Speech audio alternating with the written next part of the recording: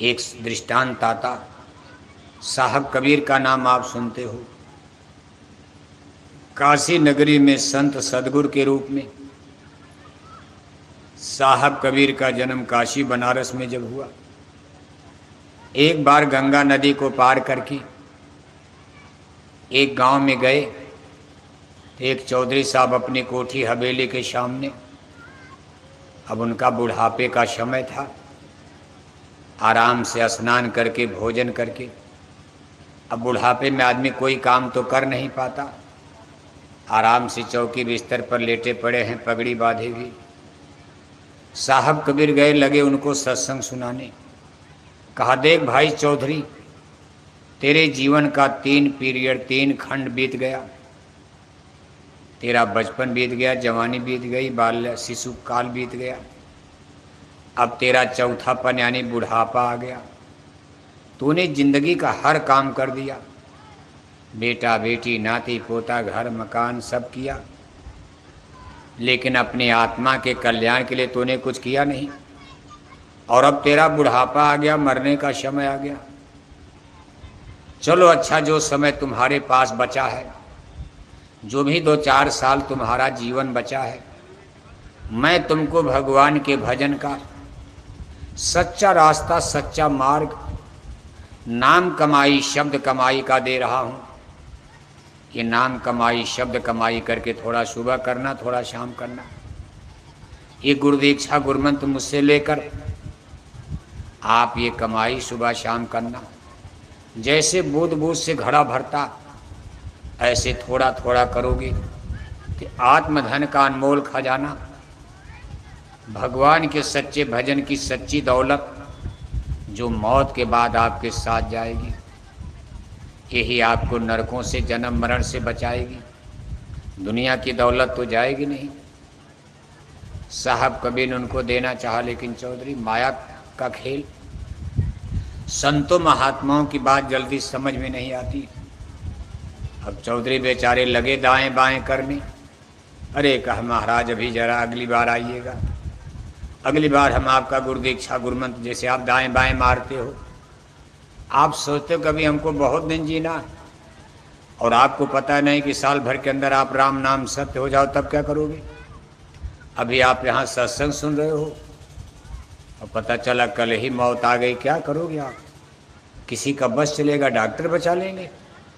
तमाम लोग ऐसे मर जाते, ट्रैक्टर चला कर आए, स्नान किए, भोजन किए, सोए, और पता चला राम नाम सत्य हो गए। लोग कहते भाई अभी तो ट्रैक्टर चला रहे थे खेत में, कैसे मर गए। तो डॉक्टर लोग कहते भाई साइलेंट अटैक आ गया होगा, तमाम बीमारियां हैं।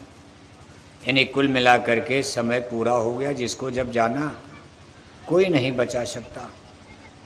साहब कबीर समझा रहे भाई ले लो ये नामदान गुरु दीक्षा गुरुमंत्र, लेकिन चौधरी के भाग्य ने धोखा दे दिया। इतना उनके ऊपर माया का जोर, लोभ और लालच दुनिया की। कहा, महाराज अगली बार आइएगा तो हम आपका गुरुमंत्र गुरु दीक्षा लेकर भगवान के भजन में लगेंगे। अब भजन भक्ति कोई डंडा मारकर होगी। अब हम प्रेम से आपको सुना रहे, आप सुन रहे हो, मान जाओगे आपका भला होगा, नहीं मानोगे तो कोई हम लोग डंडा बजाएंगे। कोई ऐसा था नहीं कि हम लोग आपको जेल में डाल देंगे या कोई सजा दे देंगे, नहीं। भजन भक्ति तो प्रेम की चीज़ है। संत महात्मा प्रेम से समझाते, जिसके भाग्य में होता है वो मान लेता, समझ जाता, सत्संग का उसके ऊपर असर पड़ जाता, उसका जीवन बदल जाता। 60 सुधरे सत्संगत पाई।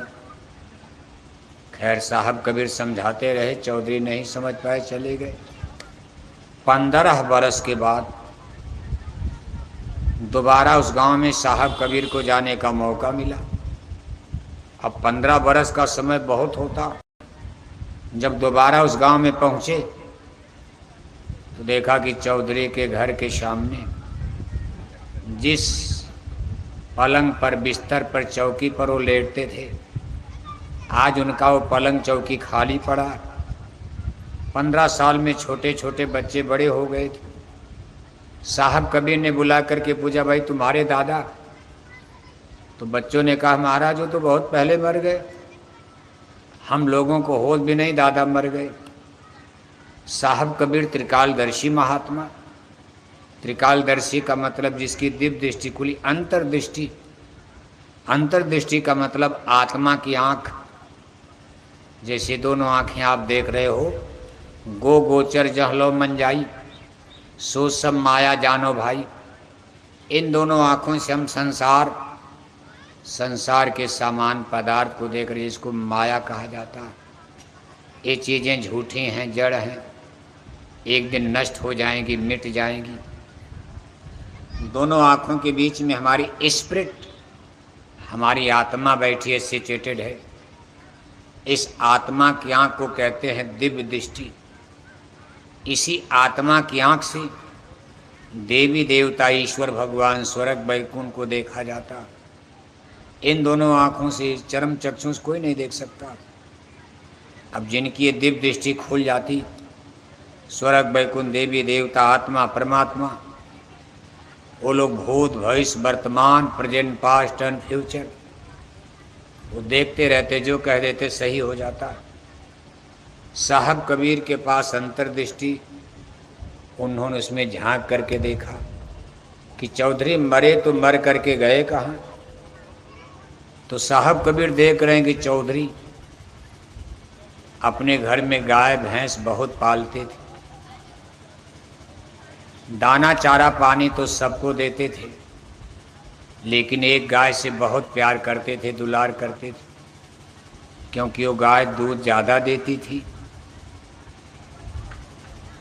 उस गाय से उनका इतना लगाव, जह आशा तह बाशा।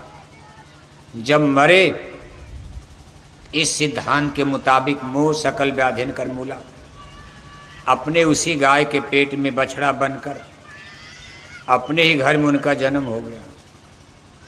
अपनी ही गाय के पेट से बछड़ा बनकर के उनका जन्म हो गया। अब बच्चे उनकी तेरही और रही मनाए। बच्चे तो सोच रहे दादा स्वर्ग चले गए। अब बच्चों को क्या पता दादा घर में ही बछड़ा बनकर, बैल बनकर पैदा हो गया। जब वो बैल बने तो बच्चों ने हल में जोतना शुरू किया। तब ट्रैक्टर का जमाना नहीं था, बैल चलते थे। 2-4 डंडा रोज दादा की पीठ पर नाती पोता बजा रहे हैं। अपने ही घर में डंडा बज रहा, कोई क्या जाने दादा है। 2-4 साल हल में चलाने के बाद बच्चों ने उस बैल को बगल के गांव में एक गाड़ी वाहन को बेच दिया। मंडी बाजार से सामान लाने में, ले जाने में 2-4 साल गाड़ी वाहन ने डंडा बजाया पीठ पर। इसके बाद उस गाड़ी वाहन ने बगल के गांव में उस बैल को एक तेली को बेच दिया। कोल्हू में तेल पेरने के लिए तेली ने 2-4 साल डंडा बजाया। अब बैल की उम्र ही क्या थी, बैल बुढ़ा हो गया, चलने लायक जब नहीं रहा तो तेली उसको ले जाकर काशी यानी बनारस में कसाई को बेच दिया। कसाई ने बोटी बोटी काट दिया, उसकी मांस को सड़कों पर बेच दिया और उनकी चमड़ी को उधेड़ कर केमिकल मसाला लगाकर सुखाकर ढोल नगारा बजाने वालों को दे दिया। ढोल नगारा बजाने वाला अपने ढोल पर कस लिया। चौधरी के चमड़े की बन गई ढोल, धम धम बजना शुरू हो गई। कुछ दिन के बाद चौधरी के घर में पड़ी शादी। उनके बच्चों ने सोचा भाई नाच गाना करना है, चलो किसी कंपनी का सट्टा हो जाए। अब संजोग देखो उसी कंपनी के पास पहुंच गए जहां दादा के चमड़े की ढोल बनी थी। उनको कुछ पैसा दिया, दिन तारीख नोट करवा दिया कि हमारे घर में शादी, आपको नाच गाना करना। ठीक समय पर नाचने गाने वाले पहुंच गए। दादा के चमड़े की ढोल उनके घर में ही बजने लगी। नाच गाना शुरू हो गया। रात में सब लोग खा पी कर नाचने गाने लगे। साहब कबीर अपने परम सिद्ध धर्मदास के साथ उस गांव के सिवान से रात में जंगल से गुजर रहे थे। जब उन्होंने चौधरी के घर में ढोल की आवाज़ सुनी, आंख बंद करके जंगल में खड़े हो गए। अब संतों को तो सब पता होता जीव कहाँ जा रहा। साहब कबीर एक श्लोक पढ़ने लगे। कहा बैल बने हल में जुते, फिर गाड़ी में दीन, तेली के कोल्हू चले, बेच कसाई दीन, मांस कटी बोटी बिकी, चमड़न बढ़ी नगार, कछु करम बाकी अभी, ऊपर पड़ती मार। धर्मदास ने कहा गुरु महाराज, यहाँ जंगल में तो कोई है, आप सुना किसको रहे, यहाँ तो केवल मैं हूँ। और अगर ये श्लोक आपने पढ़ा है, इसका मतलब हमको समझाइए। तब साहब कबीर ने चौधरी की पूरी गाथा, उनकी पूरी जन्म कुंडली, उनके पूर्व जन्म का पूरा हाल सुना दिया। कहा जब ये चौधरी मानव जन्म में था, मैं इसके घर कई बार गया और कई बार मैंने सोचा कि कुछ भगवान का भजन कर लेगा, लेकिन ये माया के लालच में पड़कर मेरी बात पर ध्यान नहीं दिया, और आज देखो इसकी इतनी दुर्दशा। धर्मदास ने कहा गुरु महाराज, अब तो बैल भी मारा गया, अब चौधरी को अगला जन्म क्या मिला। साहब कबीर ने आंख बंद किया, थोड़ी देर के बाद आंख खोलते और कहते हैं धर्मदास, चौधरी को अगला जन्म कुत्ते का मिल चुका है। आदमी से बैल बने, बैल से बने नीचे गिरते जा रहे, 84 के कुएं में नीचे जा रहे, कुत्ता बन गए। कहा आज उनके घर में शादी है, सभी लोग खाना खाकर जूठी पत्तल फेंक रहे और चौधरी अपने घर में जूठी पत्तल चाट रहे और गांव के कुत्ते उनको काट रहे। कुत्तों में झगड़ा होता ही है, एक टुकड़ा रोटी डाल दो, न खाएंगे न खाने, आपस में लड़ेंगे। कहा गांव के कुत्ते चौधरी को इस समय काट रहे हैं और चौधरी जूठी पत्तल को चाटे जा रहे हैं। धर्मदास ने कहा गुरु महाराज, हमारे धर्म ग्रंथ कहते हैं संत दरस जिम पातक टरही। मान लो चौधरी ने आपका नामदान नहीं लिया, आपसे गुरु दीक्षा गुरुमंत्र नहीं लिए, लेकिन कम से कम चौधरी आप जैसे संत सदगुरु का कई बार उनको दर्शन तो मिला, क्या इसका उनको कोई लाभ नहीं मिलेगा। साहब कबीर ने कहा इसका लाभ अवश्य मिलेगा। चौधरी को अब कुत्ते के बाद मैं नीचे नहीं गिरने दूंगा, कीड़े मकोड़े पशु पक्षी नहीं बनने दूंगा, अब उनको फिर मानव जन्म में मैं वापस कराऊंगा। ये संतों के दर्शन का लाभ होता। संत दरस जिम पाता, केवल दर्शन का लाभ, नहीं तो कुत्ते के बाद कीड़े मकोड़े पशु पक्षी कितने जन्म जूने में कितने युग तक। यह तन दुर्लभ तुमने पाया, जन्म कोटि भटका जब पाया। पूरी 84 का चक्कर लगाने में करोड़ों करोड़ों युग कल्प बीत जाते हैं, लेकिन चौधरी चूंकि सदगुरु कबीर का दर्शन किए, दोबारा उनको मनुष्य शरीर में अच्छे घर खानदान में जन्म दिलाकर और फिर भजन भक्ति कराकर अगले जन्म में पार किया। कहने का मतलब यह है कि संत महात्मा फकीर पीर पैगंबर औलिया इस संसार में जन्म लेकर अवतार लेकर हमको आपको यही चीज समझाते हैं, मेरे भाई ये संसार आपका नहीं है, किसी का नहीं है। यहाँ सुई का नोक और जर्रा किसी का नहीं, कोई आपका अधिकार नहीं। आप झूठा घमंड करते हो, मन रे क्या गुमाने अब करना। आप घमंड किस पर करते हो? बेटा बेटी पर घमंड करते हो, ये बेटा बेटी आपके हैं। रिश्तेदारों पर घमंड करते हो, रिश्तेदार भी आपके नहीं हैं। जमीन जायदाद पर घमंड करते हो, ये भी आपका नहीं है। कोठी हवेली मकान पर घमंड करते हो, वो भी आपका नहीं है। अपने शरीर पर घमंड करते हो, ये शरीर भी आपका नहीं है। आप आत्मा हो, जीवात्मा हो। माया की झूठी मंडी बाजार में फंस गए, बहेलिया ने शिकारी ने फंसा लिया। इस माया के जाल से निकालने के लिए संत अवतार होते रहते हैं। संतों की खोज करो, सदगुरु की खोज करो, पूजा आप करो जो कर रहे हो, कोई मनाही नहीं है। सरजू मैया की पूजा करोगे, सरजू मैया पानी देंगी। मान लो सूखा पड़ जाए, छपरा में पानी न बरसे, आपके गांव के तालाब, आपके गांव के पंपिंग सेट, ट्यूबवेल पानी देना बंद कर देंगे, लेकिन सरजू मैया का पानी तो रहेगा। आप जाकर कहोगे मैया आप हमको पानी दे दो। नदियों की पूजा क्यों होती? गंगा, जमुना, सरजू, गोदावरी की पूजा इसीलिए होती कि जिस जमाने में बिजली नहीं थी, ट्यूबवेल पंपिंग सेट नहीं था, कभी कभी सूखा पड़ जाता था, गांव के कुएं सूख गए तो लोग नदियों के, गंगा जमुना के पानी से प्यास बुझाते थे। 2 दिन पानी नहीं मिलेगा तो जिंदा रहोगे आप, इसलिए गंगा जमुना की पूजा। लेकिन सरजू का पानी आपको मुक्ति नहीं दे सकता, पानी मिलेगा। धरती माता की पूजा क्यों होती? धरती माता से हमको खाने के लिए अन्न यानी प्राण मिलता, किस्म किस्म का फल, किस्म किस्म की सब्जी, किस्म किस्म का अनाज हमको धरती माता से मिलता। आपके घर में सोना चांदी भर कर रख दिया जाए, बोरा का बोरा कागज का नोट रख दिया जाए, और आपके घर में 10-20 किलो गेहूं चावल न हो, 1 हफ्ते के अंदर सब लोग अपने बेड बिस्तर पर मरे मिलो, कोई जिंदा रहेगा? सोना खाओगे, चांदी खाओगे, कागज का नोट खाओगे, अरे प्राण तो बचेगा जब गेहूं चावल सब्जी अनाज, और ये सब धरती माता से पैदा होता। इसलिए धरती की पूजा करना बुरा नहीं है कि हे धरती माता हमको आप अनाज फल सब्जी गेहूं चावल देते रहना, हमारे बाल बच्चे सुखी रहें, भूख से न मरें। लेकिन धरती माता से मुक्ति नहीं मिल सकती। धरती माता से फल मिलेगा, सब्जी मिलेगा, अनाज मिलेगा।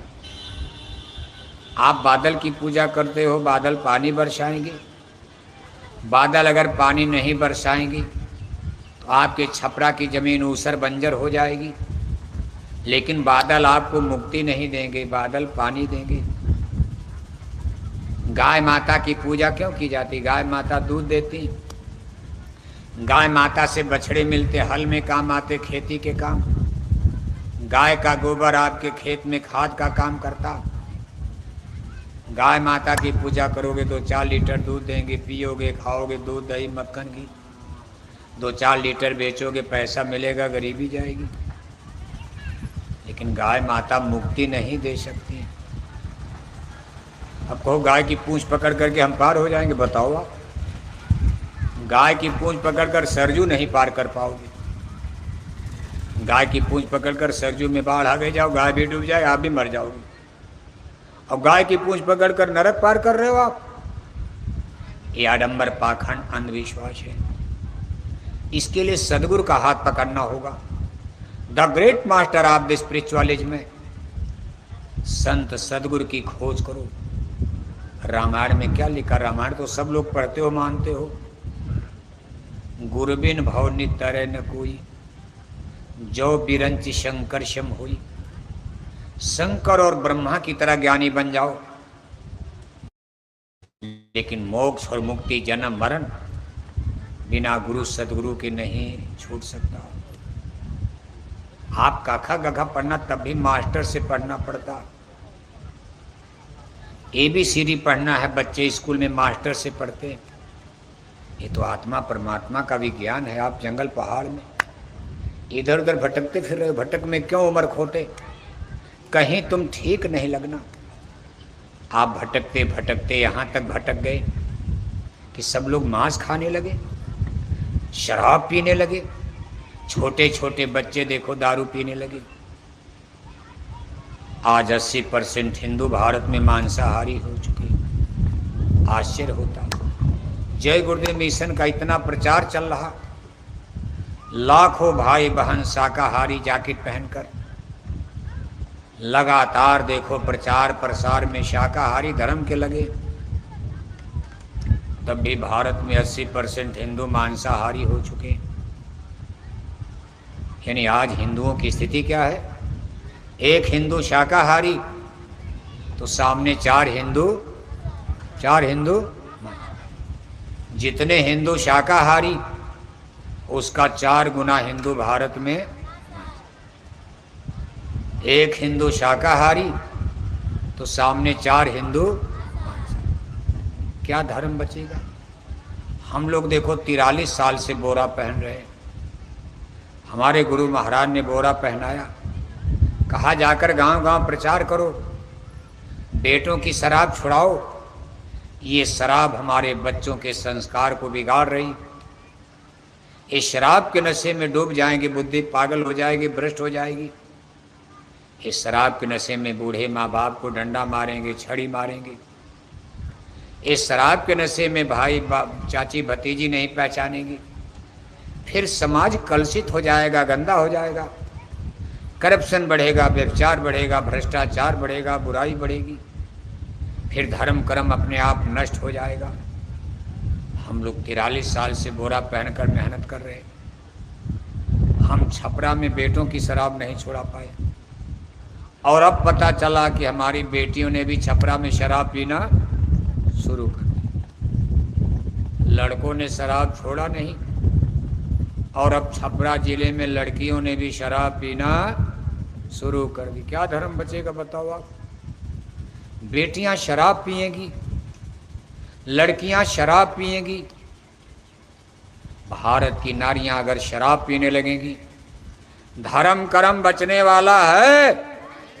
राम किण की मर्यादा बचेगी? रामायण गीता का सम्मान बचेगा? कितनी खतरनाक स्थिति पैदा हो रही। यूनिवर्सिटी कॉलेज में लड़कियां शराब पी रही, पुलिस की नौकरी मिल गई तो लड़कियां शराब पीने लगी, एमपी एमएलए बनकर दिल्ली पटना चली गई, शराब पीने लगी। कैसा समय आप लाना चाहते हो? कहते विकास हो रहा।